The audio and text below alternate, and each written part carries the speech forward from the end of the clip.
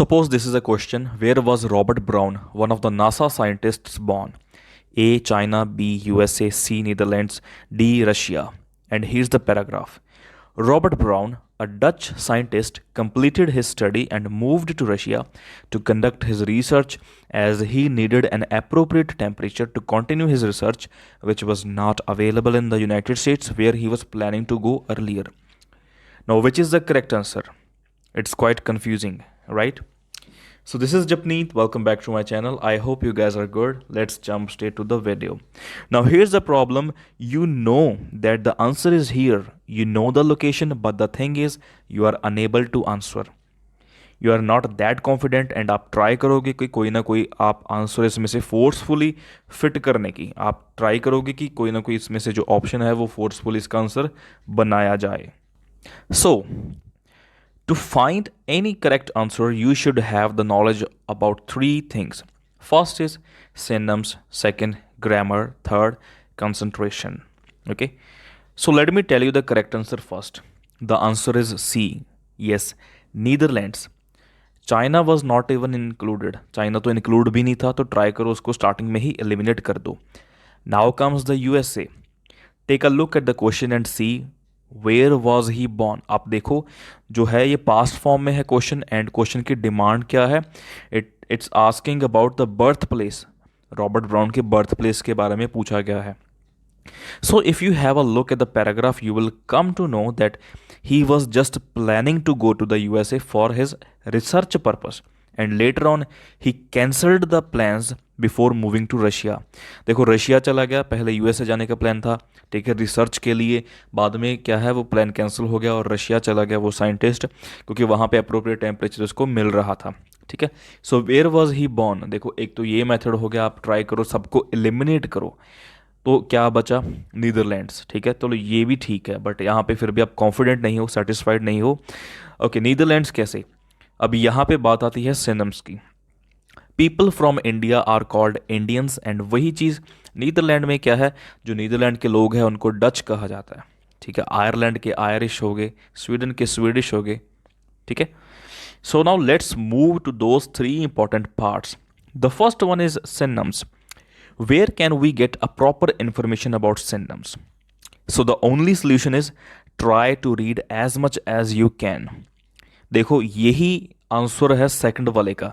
मैं बताऊंगा कैसे. सेकंड वाले में क्या है, जो अपना ग्रामर है उसमें एक चीज़ और एक्स्ट्रा करनी पड़ेगी आपको. काफ़ी इंटरेस्टिंग वीडियो है, आपको काफ़ी बेनिफिट पहुंचाएगी, तो प्लीज़ एंड तक देखना. Try to read as much as you can. The more you read, the better understanding you will have. Here's an example. I love to watch kickboxing and most of the kickboxers are from Netherlands. काफ़ी सारे किकबॉक्सर्स जो है Netherlands से है. मैं वो देखता हूँ, बहुत देखी है मैंने पहले. ठीक है, एंड मैं उसका हार्डकोर फ़ैन रहा हूँ. तो अगर मैं हार्डकोर फ़ैन होता इसका, तो डेफिनेटली क्या है, मैं इसका विकीपीडिया रीड करता, right.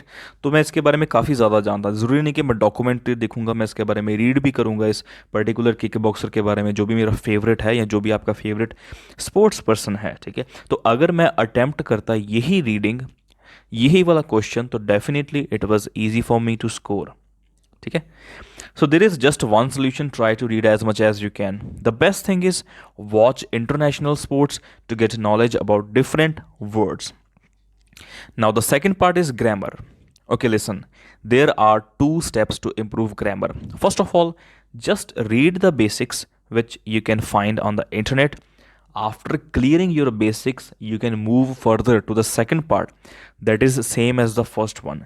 Try to read as much as you can. Whenever you find any problem, try to find it on the internet. Means क्या है, जितना ज़्यादा रीड करोगे, जितना ज़्यादा अपना होराइजन बड़ा करोगे, जितना ज़्यादा आप अपनी नॉलेज बढ़ाओगे, वेदर इट इज़ स्पोर्ट और like any kind of reality shows और वट एवर, जो भी चीज़ है, किसी में भी आप अगर आप नॉलेज बढ़ाते हो, तो डेफिनेटली एट द एंड वो आपकी रीडिंग में काम आएगी ही आएगी.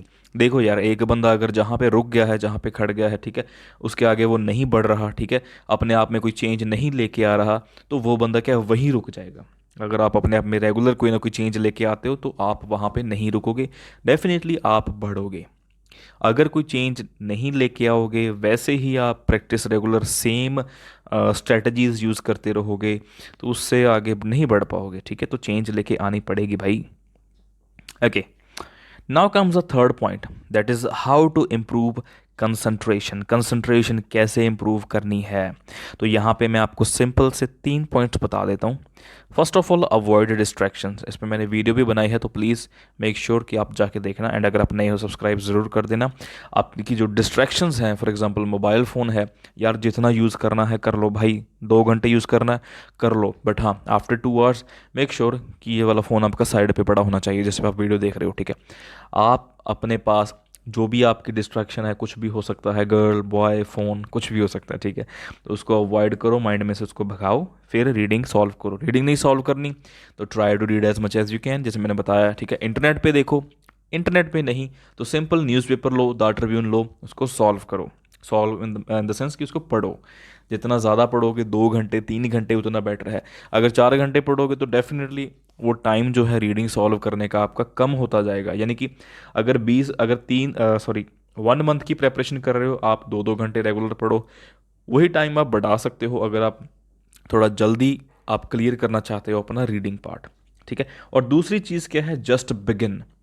कुछ भी मत सोचो यार। पता क्या होता है कि आप जब सुबह उठते हो तो आपको कई बार लगता है कि यार और नींद ले लूँ, और नींद ले लूँ, बट हाँ एक बार जब आप उठ जाते हो, मुंह धो लेते हो, आफ्टर दैट ओके यार ले बिट, तो आप अपना काम शुरू कर देते हो। वही चीज़ है, जब तक आप एक बार मोबाइल छोड़ के पढ़ने नहीं बैठोगे, एक बार बैठने की देर है, एक बार थोड़ा सा इंटरेस्ट जगाने की ज़रूरत है उसमें, उस पर्टिकुलर फील्ड में, रीडिंग में, तभी क्या है आपका बेनिफिट होगा। उसके बाद आप चाहे 2 घंटे तक पढ़ सकते हो, जस्ट स्टार्ट करने की देर है। Third is, make sure to keep whatever you read in your mind. देखो यार, न्यूज़पेपर पढ़ा, फर्स्ट पैसेज पढ़ा न्यूज़पेपर का, सेकंड पेज पे लास्ट पैसेज है, बट हाँ लास्ट पैसेज तो पढ़ रहे हो, बट आपके माइंड में ये चीज़ होनी चाहिए कि फर्स्ट में मैंने क्या पढ़ा था और उसमें क्या चीज़ के बारे में मेंशन किया गया था, क्या चीज़ के बारे में बताया गया था। ठीक है, तो ये आपको कुछ कुछ इलॉजिकल लगेंगी, बट हाँ आयल्स में कुछ भी लॉजिकल नहीं होता। रीडिंग इंप्रूव करने के लिए न्यूज़पेपर पढ़ना पड़ता है, रीडिंग सॉल्व करने की इतनी ज़रूरत नहीं होती जितनी आप न्यूज़पेपर सॉल्व करना इंपॉर्टेंट है। ठीक है, ज़्यादा से ज़्यादा न्यूज़पेपर करो, ज़्यादा से ज़्यादा कुछ विकीपीडिया वगैरह रीड करो, सोशल मीडिया से स्टार्ट कर लो, after that you can move to the newspaper. I hope this video is beneficial for you, please like it, your one share means a lot. एक शेयर आपका बहुत ज़्यादा matter करता है। एंड हाँ, please subscribe if you are new. Thank you.